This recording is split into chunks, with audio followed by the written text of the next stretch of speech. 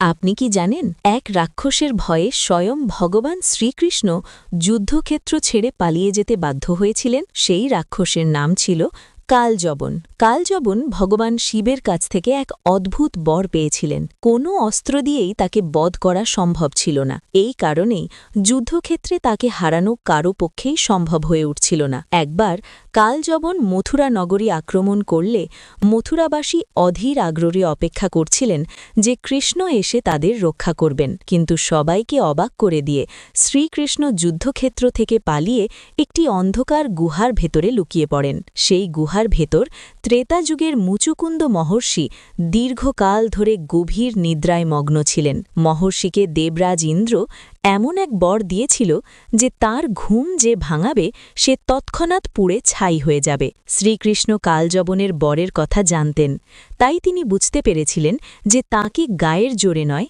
বরং বুদ্ধি দিয়ে পরাজিত করতে হবে। তিনি চুপি চুপি নিজের পীতু বস্ত্রটি মহর্ষির গায়ের ওপর ঢাকা দিয়ে পাশের অন্ধকারে লুকিয়ে পড়েন। কৃষ্ণকে খুঁজতে খুঁজতে কালযবন গুহায় প্রবেশ করে এবং ঘুমন্ত মহর্ষিকে শ্রীকৃষ্ণ মনে করে পদাঘাত করে। এতেই মুচুকুন্দ ঋষির চোখ খুলে যায় এবং তার দৃষ্টির তেজেই কালযবন সেখানেই পুড়ে ছাই হয়ে যায়। এই ঘটনার মাধ্যমে শ্রীকৃষ্ণ আমাদের শিখিয়েছেন যে শরীরের শক্তির চেয়ে বুদ্ধির জোর অনেক বেশি বড়। বন্ধুরা, যদি এই গল্পটি আপনার পছন্দ হয়ে থাকে তাহলে কমেন্টে একবার জয় শ্রীকৃষ্ণ লিখে যান।